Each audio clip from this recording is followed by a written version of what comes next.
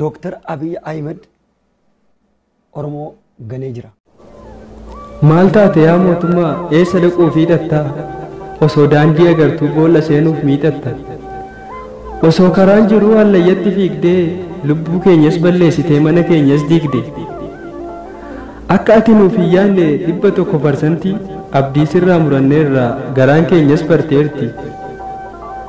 homaa hin eeggannu amma booda sirraa akka dhugaan nu galtee sirratti beeknee jirra afaaniin nutti kolfitee gar jalaatiin nu waada kaan mana hidhaatti guurtee kaan rasaasaan waada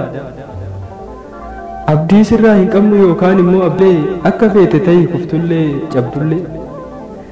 biyya keenya keessa dimokiraasiin jira jennee dimokiraasiin eessa jira abbaan gadaa ni dhabne akka keetii fi miti jirra ijaan boo'aa mar'imaan gubatee keessaa walakaa'a ammas hin milkoofne ijji boo'aa jira dibamaa as geenye yaafira yeroo hunda kan na gubee garaa koo waxalu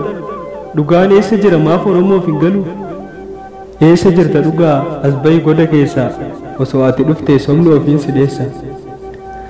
naaf hin galle silaa dubbiin amma deemaa jiru oromoon silaa tokkichaa maaf kutaannu jiru